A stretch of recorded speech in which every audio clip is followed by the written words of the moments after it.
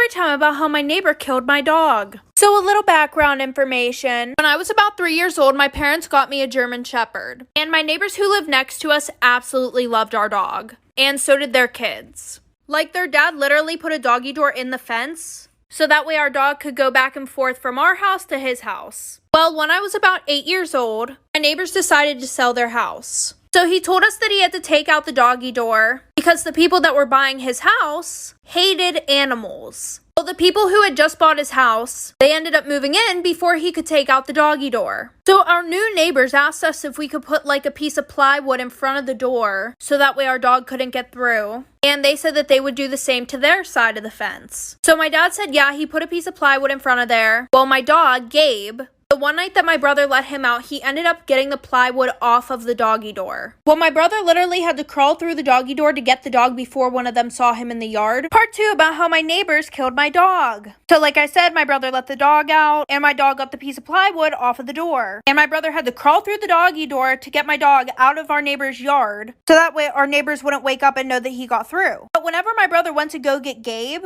he realized that my neighbors didn't even have a piece of plywood on their side of the fence or anything. So my brother told my dad, and my dad went over there the next day to talk to them. And he pretty much said, I'm not going to have a piece of fucking plywood on my side of the fence if you're not going to be doing anything on yours to prevent my dog from going into your yard. And they were like, oh, well, your old neighbors never took out the doggy door. And my dad was like, that's not our fucking fault. Well, then our new neighbors said, if your dog all of a sudden becomes sick or just does not come back, don't be surprised. My dad decided to replace the door himself. Well, once Gabe realized that the doggy door was gone, when we would let him outside, he would literally just sit there and bark at the fence. Well, 2 weeks later, Gabe ended up passing away, and we found out it's because our neighbors were giving him rat poison. Story time of how I found out my boyfriend was cheating on me with my cousin. My boyfriend and I had been together for 2.5 years. His family loved me, and my family loved him, and they expected us to get married. Well, last year when COVID started, we were actually in different countries, so we didn't see each other for 3 months. During those 3 months, we FaceTimed 4 times a day, and we were always texting. He happened to be quarantining in our hometown, so both of our families were in the same place. I was quarantined in a different country. One day, my cousin calls me and tells me that she met a really nice guy on a dating website. I was so happy for her because she had had bad luck with guys. Every single week, her and I would catch up on the phone, and she would tell me how much she liked this guy, and how amazing their dates were, and how amazing he was in bed, how sweet and considerate he was. I couldn't be happier for her. Well, when I finally get back home, my boyfriend is super distant and cold. So naturally, I called my cousin and complained. She told me to give him space. She said I should just leave him alone. And so like an idiot, I did leave him alone. One day my cousin calls me and tells me to come over for dinner. When I got there, my boyfriend's car was parked in her garage. I thought it was just her nice way of trying to get us to talk. I walk in and catch them doing the dirty on the couch. Come back for part 2.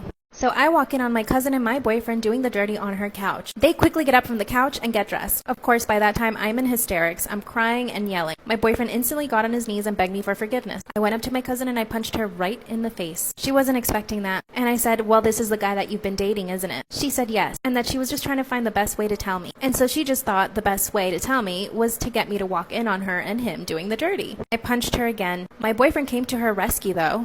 Instantly went into hero mode, which made me even angrier, so I punched him too. I stormed out of her house and went back to my house. Well, I told my parents everything. And my dad went over to my uncle's house, my cousin's dad, and he told him everything. She was about to turn 19, so he took away her phone and her car. And I get a phone call from my ex, come back for part 3. Part 3. So my lying, cheating ex calls me and explains to me why he actually slept with my cousin. He said that he was so lonely and that he didn't know what to do, and that the closest thing to me he could find was my cousin. Right, as if that was any comfort to me. He said I should be grateful that I didn't cheat with someone else. I told him he had totally betrayed my trust and that I could never ever trust him again. And then he confessed that she was pregnant and that his parents wanted them to get married. He said he just wanted to give me a heads up. Then he said that we could still be together but just not tell anyone, so basically he wanted me to be his side piece. I couldn't believe the words that were coming out of his mouth. It was like I didn't know this man. Guess what I did? I recorded the entire conversation. So I went straight to my cousin and I let her listen to it. She was so shocked. She couldn't believe that he would offer to have me as a side chick. Well, I also let my uncle listen to it. He went to my ex's house and beat him up. Honestly, that made me sad, but he deserved it. They now have a baby and he's gained 50 pounds. Trust your instincts, girl, and always record your conversations. Also, how cute are my nails?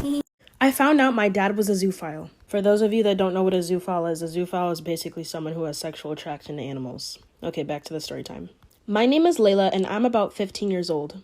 Growing up, I had a pretty good relationship with my father. My mom had died when I was about 5 years old, so it's just been me and him ever since. For whatever reason, my dad just loved to bring animals around. But for whatever reason, they would die very, very quickly. And he would never let me see them before they died, which I found weird. So one day, I had gotten this new dog, Chloe. My dad absolutely loved Chloe and would kiss her all the time. And he would always cuddle her to sleep. He would get upset that I would take her and cuddle her to sleep when it was my dog, but we took turns to solve this. So I kind of noticed that Chloe was acting very funny. She was licking her behind a lot more than usual. And I don't know, I watched her all the time when I was outside. I talked to my friend about it and they made a joke saying if my dad was doing stuff to my dog. I got defensive because my dad would never do anything like that, but I took their words into consideration. And then I set up cameras. Come back for part 2. I found out my dad was a zoophile, part 2. So I ended up setting up a bunch of cameras throughout the house to see what my dad was doing throughout the day. I wanted to see if my friends' suspicions were correct. I felt bad for recording him, I'm not gonna lie, but I just needed to see. So I left for school and then he said goodbye as usual and he took my dog, of course. And I ended up coming back home, and when he went to work, surprisingly he was working a night shift that day, I ended up taking all the camera footage and examining it on my laptop. So he was just cuddling and giving my dog little kisses as usual. Then I kid you not, he started touching his area. And then next thing you know, it looked like he was about to do something to my dog, so I just quickly shut the video off. I didn't want to see him doing stuff to the dog. I didn't want Chloe to be in pain any longer, so I had no choice but to give her away. So I ended up giving her to the animal shelter, and my dad literally scolded me, but I didn't really care at this point. Then he ended up buying a dog that looked the exact same way, and acted the exact same way with it, and I'm not really sure what to do at this point. I love my dad and all, but should I report him to the police? If not the police, is there anything I could do about it? Let this person know in the comments down below.